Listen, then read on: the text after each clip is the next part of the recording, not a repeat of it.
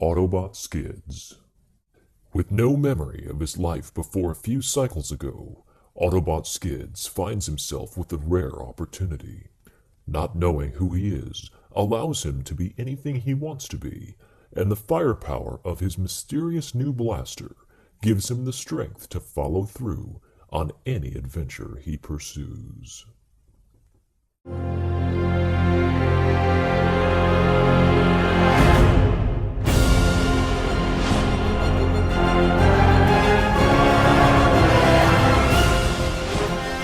Hey there, and welcome back to eBEFOREi Video Reviews.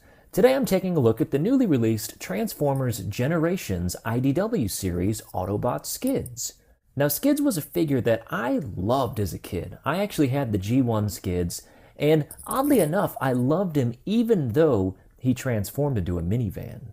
As you can see here, he doesn't transform into a minivan anymore, but he still has a lot of the same characteristics, and we'll go over that here in just a moment. We just read the bio. Why don't we take a quick look at his technical specs, then we'll get a closer look at the figure. His strength is a 4, his intelligence is a 9. Wow, not bad. His speed is a 5, his endurance is a 6, his rank is an 8, courage is a 7, fire blast a 7, and skill is a 7. Really, all the package wants you to know is that he has a cruiser mode, which is that right there. He has hidden weapons, and his blasters combine. We'll take a look at all that and more coming up now. So here's Skids in his cruiser mode, and he looks really nice. I mean, he looks sort of like a small, like a Scion type of a hatchback, but he's molded really well. He's got really nice kind of Generation 1 touches, like the red and the white here. The original G1 toy was a darker blue, but this certainly doesn't look bad at all. You can see I have his weapons pegged on, and we'll talk more about the weapons here in just a moment, but they peg right onto the sides. Taking a closer look at the vehicle's details, the paint in the front looks great. I mean, you've got the Autobot symbol painted on, which looks wonderful. Nice silver and red contrast there. The headlights and the side bits right here are painted in silver. And then on the side pieces, you've got the yellow turn signal type side lights there. On the front and the side of the vehicle, you have the translucent plastic for the windows, and quite a bit of hollowness in here, which looks good. It looks like maybe a human could actually fit inside. Shocker. The red and the white, little G1 reference there. On the back, you actually do have painted taillights, so I shouldn't complain too much, but there's nothing else at all, so no other paint back there. Looking at it from the top down, again, there's nice in-plastic molding, which looks pretty good.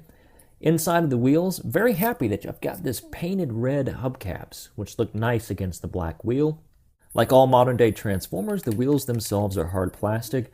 On the bottom, you've got some robot kibble as far as the hands are concerned, but it does a fairly decent job of hiding the head and the feet and everything else. So overall, not too bad in the kibble department.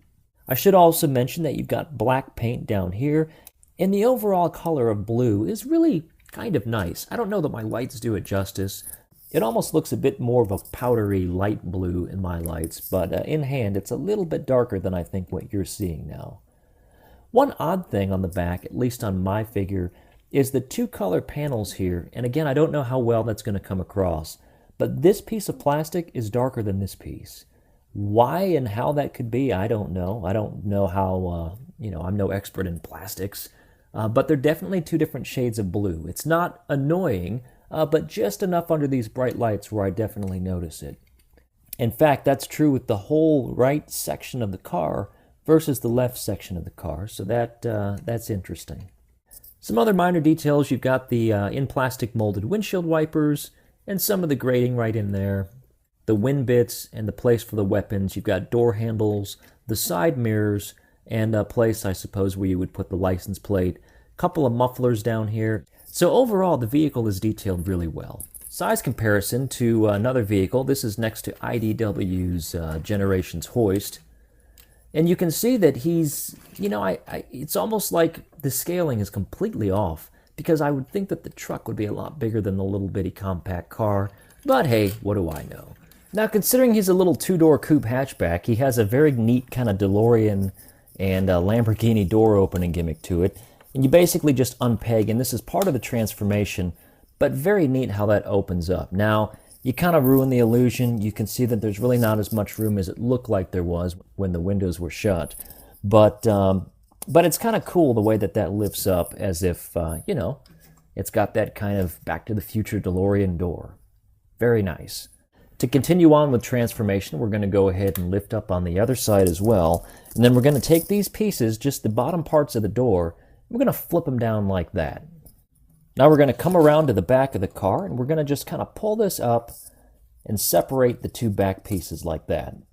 Now we're going to take these back pieces and actually lift them down. So you're basically building the legs at that point. We're going to go ahead and flip the vehicle over. We're going to come up to the arms, and we're going to pull these out. So you're just going to kind of lift here and pull. You've got these pieces, little forearms, that are going to be tabbed in, and so just pull those out. And these red pieces there are on a bit of a hinge, and so you just want to snap it back into place, and it gives you a little click to know that you've done it correctly. Now you want to come down here to these little red pieces. These are going to be his feet, and you want to just lift it forward. It will click into place. Rinse and repeat on the other side. Snap that into place. You want to come up to the top, and you want to lift this whole piece down like that. This is on a dual hinge, one there and one in front, and you're just going to kind of slot that in place right there. While you're in this position, you might as well go ahead and get the head out. You want to just take this panel, stick your thumb right there, and lift it forward, and go ahead and bring it all the way back around. Snap it into place like that. From this position, he's about to be examined. No, that's not true. What you do want to do is come around to the back and kind of lift this part up, and you can see that the weapons kind of sprung forward as I did that. Now, I'm not sure that I'm ready to put those out yet, because there's really two versions of this figure. There's a weaponized version and more of a G1 look to the figure, and so I'm going to go ahead and put this back down to where it was. I'm going to take the windshield, I'm just going to kind of pop it back and put it over the sides of the doors like that. Bring the whole thing back up. Collapse this part back in if it came undone again. And when you push this down, you will get kind of a snap in place so you know that it's done correctly. We'll go ahead and finish off the legs. You want to take the hips, very G1-esque, swivel them around just like that. Take the sides of the wheels here, pull them down, and then spin it around to the front, and you're going to build the toe. Do the same thing on the other side. Put down, spin around, build the toe. Now, here's where things can get a little bit frustrating. This figure out of the box, good luck standing him up. You're just not going to be able to do it. So what you need to do is you want to come in here and you want to hinge this knee forward. You've got really kind of a knee joint right there. And again, you want to just lift that as far forward as you can, just like that. So it actually goes into what would, I guess, be the little knee joint. Do the same thing on the other side. And when you do that, you're going to be able to stand this figure up just fine. So for a non-weaponized mode, you're ready to stand this guy up, pose him up, and what you have here is a very G1-inspired look to Skids. Let's take a closer look. So as is, with the knee joints kind of, stuck inside that way so he has balance, he looks okay. His body seems a little bit oddly proportioned just because you've got this kind of hollowness in here from the side and the chest kind of jets out. You look on the back, he's got a good bit of kibble back here, some hollowness up top, although he's not, to be fair, fully transformed into his weaponized mode. Now the doors themselves look a little bit odd. It's not quite the G1-esque sides of the doors that we're used to seeing, so you can tuck those back down if you want to, and kind of get them out of the way, and that's not a bad look either. Now to make his legs look a little bit better, you can pop out that knee, just so you still have that part tucked in, but you can peg this one out. It's on a bit of a ratchet joint. In fact, it is on a ratchet joint, and that gives him a little bit better of a stance. Now when he's in this mode, you do get decent articulation of the arm, but that's going to change when we weaponize him up. I think this thing's going to get caught up quite a bit back here, at least just from initially playing around with the toy and getting familiar with it. We'll get into the up-close details of the figure, but before we do that, let's go ahead and weaponize him up. To do that, we're going to come around to the back. We're going to lift this part back, just like that. And these things right here that sprung up on us when we transformed them the first time, just want to unlatch it, let them spring forward again. And there you've got the weapons over his shoulders. Then you could take these bits underneath his forearm, and you can actually open them up like a butterfly type effect. And you've got the dual pistols under his arms. I kind of like the way that it looks underneath. That's kind of a neat look. But for purposes of this, we'll go ahead and open it up. Now where things get kind of neat as well is in these arm bits, you can take these pieces and fold them down, and it's just the front, and when you do that, you've exposed all these little missile pods right here, and that looks cool as well. So we're going to do this again to the other side. Just lift it, bring it down, kind of locks into place. Now we're getting somewhere. Suddenly the coolness of this figure has ramped up tremendously from what we were looking at a few minutes ago, albeit there will be some limited range in the back of the arms. And go ahead and open these door panels back up now that he's in this kind of weaponed up mode. I think it looks a little bit better. You can take his weapons, and these weapons actually combine. You can take this part and plug it into the back, and you have this one kind of super rifle. If you do that, you can put that in his hand, and that's pretty cool looking as well. And so we'll stand him up and pose him up in this position, and now we're getting somewhere. I mean, that's just a really neat look. I mean, he's all weaponed up. You can see that he's got this rifle pointing straight up at the sky. He's got those butterflied open up weapons underneath his forearms. He's got the shoulder weapons, the missile pods. I mean, this guy is ready for battle. Now, if you do want to take his weapon and separate him back up, he can hold one in each hand, and you just take it, you pop it back out, and this has that kind of mobster Tommy gun look to it. I think that's awesome. So we'll stick that in a hand. We'll put this one in a hand. And once again, you've got a really phenomenal look to the character. Let's look at some of the details of SKIDS. Now, this isn't the Michael Bay version of SKIDS, the bit of the racist stereotype. It was really a terrible character. But this one is really based off of Generation 1 and the comic, where he's all weaponed up, and there's a very interesting story, and I do recommend that you read that. But you can see the details in his face. I mean, that's classic Autobot look with the kind of protruding chin, yellow in the eyes. That's paint, not light piping.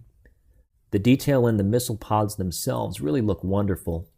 The red contrasts off the blue nicely. You've got red down here in the crotch bit. Hey-oh. You've got, the red feet. I don't love the way that looks, but it's okay. It's not nearly as bad in hand as it looked in pictures. Now, some people have complained that the hip joints that they're given are incorrect, that they've been reversed.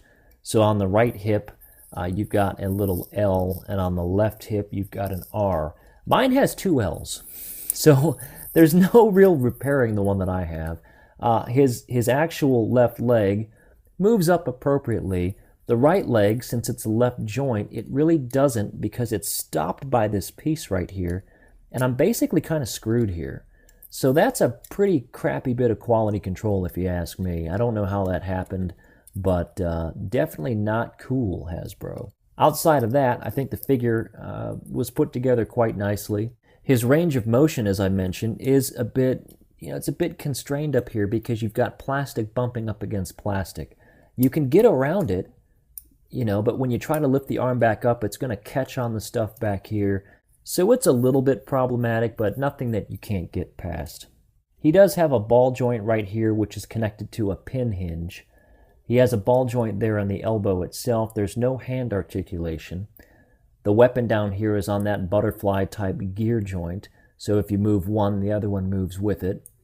As you saw in Transformation, there is hip articulation. The neck is on a ball joint, so he can look up, down, and all around. The legs, you've got the ball joint here in the hip, the swivel there, a ratcheting hinge for the knee, this extra little bit that allows him to stand, and a ball joint on this big giant foot. The tire, neat enough, fits underneath the feet, and that's kind of a cool thing. I like that quite a bit. Now, while not the case all over the world, this figure does come with this IDW comic on SKIDS. These things are great. Now, it's my understanding that this is not a worldwide thing, so if you're in other parts of the world and you want to make sure that you get this magazine with your figure, it might be worth checking into an import from the US or from Canada, possibly the UK, although I'm not sure about that. But overall, these comics are great, and this one tells a very interesting story. And as I read up at the top of this review where he's missing a chunk of time, I can't wait to find out more about that.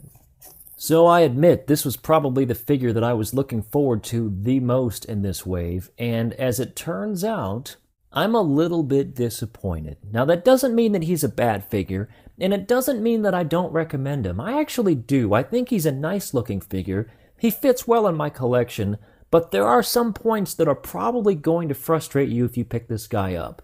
Most notably, the problem in the hips, the legs that you have to kind of cockeye just to get him to stand up, and the restrictions in the plastic with his arms and being able to pose him real nice. So he definitely has flaws, but despite that, the fact that he represents his G1 heritage pretty well, at least in visual appearance, the way that you can weaponize this guy up, and if you're just going to pose him and put him on a Transformer shelf, I definitely think that this is a must-have in the Generations IDW line. If you're collecting the line, you really have to have this guy. So that's my review of IDW Skids. We've got lots more to come. Thank you so much for watching my channel and supporting the eBEFOREi network. If you want to subscribe to my channel, you just click it and it's done. It takes 2 seconds and it's done. Let your friends know about me if you like what you see. You can find all of my videos at youtube.com/eBEFOREiNet. I'm on Facebook at facebook.com/eBEFOREi, and I'm on Twitter at eBEFOREiNet. So if you're a social networker, stop by and say hello. Thanks again. We'll see you again real soon.